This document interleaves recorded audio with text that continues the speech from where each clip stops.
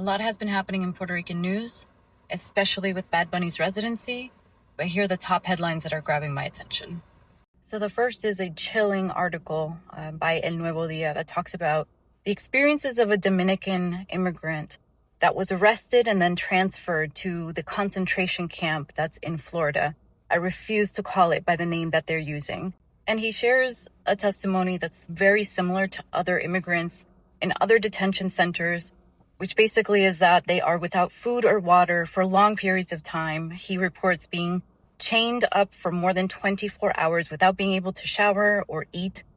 And so it's important to keep in mind, these stories are continuing and we can't ignore the issue and we can't pretend that it's going away, because on top of this news, they are reporting that Trump has announced 5 other concentration camps that they are making with the billions that were approved in the latest bill. So what do they do with all of this money?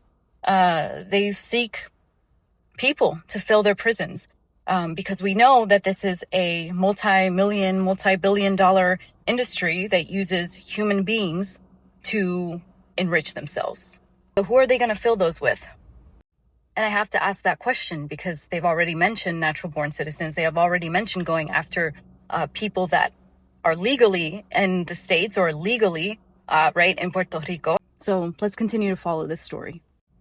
And another story that I heard about today was of a housekeeper who was working at the Marriott Hotel in Isla Verde when she was approached by one of the hotel guests who was soliciting her, telling her that he would pay for her to basically perform sexual acts.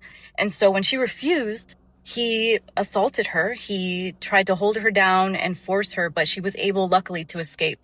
But the stories like this do remind me that, when people talk about tourism being good for a country, we know that it's not. We know that it's not. It's exploitative at its heart. And, even as Bad Bunny is, bringing people to the island, a lot of us have to be very careful about who, what kind of attention or what kind of people come here.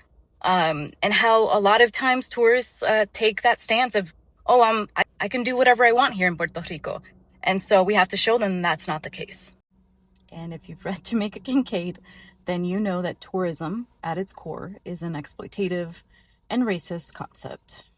And last, but certainly not least, Wanda Vasquez, the former governor of Puerto Rico, is facing charges of conspiracy, bribery, and electronic fraud.